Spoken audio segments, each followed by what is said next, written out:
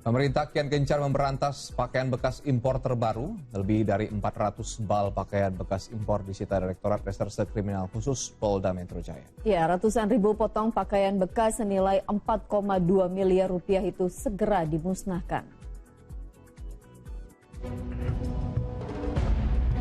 439 bal pres pakaian bekas atau thrifting hasil selundupan disita tim Direktorat Reserse Kriminal Khusus Polda Metro Jaya dari 8 kendaraan di 3 lokasi terpisah.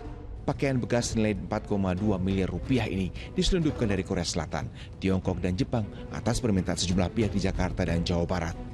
Petugas juga mengamankan 10 saksi, mulai dari penanggung jawab barang, koordinator gudang, pemilik ekspedisi, hingga sopir dan konektor. Selanjutnya, ratusan ribu potong pakaian bekas itu segera dimusnahkan. Ya, terkait dengan barang-barang masuk yang masuk ke Indonesia, khususnya pakaian bekas, di mana pada saat itu kami mendapatkan informasi akan ada barang masuk ke Indonesia atau akan melintas. Di mana pada saat itu penyelidik ya melakukan penindakan. Selanjutnya barang bukti, kemudian sopir, kemudian koordinator yang ada di Bandung, termasuk juga pemilik ekspedisi, itu kita amankan dan kita bawa semuanya ke Polda Metro Jaya. Gencarnya upaya pemerintah memberantas impor pakaian bekas membuat Asosiasi Pedagang Pakaian Bekas resah. Mereka pun mendatangi wakil rakyat di gedung DPR RI meminta agar impor dan penjualan baju bekas dilegalkan. Kita harapkan ini dilegalkan.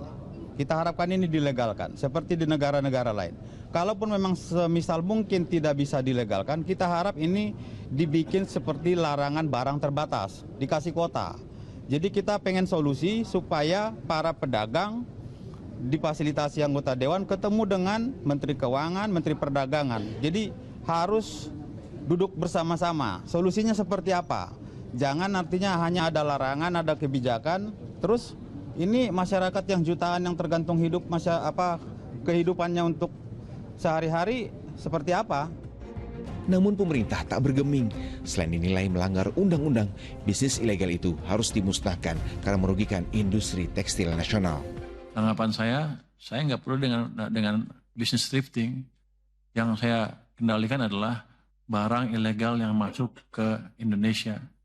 Saya akan membersihkan Indonesia dari barang-barang ilegal yang masuk yang ilegal. Thrifting kan kalau barang bekas kan dilarang kan, sudah jelas itu ilegal. Jadi nggak ada hubungannya bayar pajak apa nggak bayar pajak, itu barang ilegal. Menurut Anda apa? Kalau saya menagih pajak dari ganja misalnya, apakah jadi barang jadi legal? Kan enggak. Kira-kira gitu Pak padanannya. Kini pemerintah sedang mengupayakan sejumlah solusi untuk pebisnis thrifting agar tetap bisa berdagang.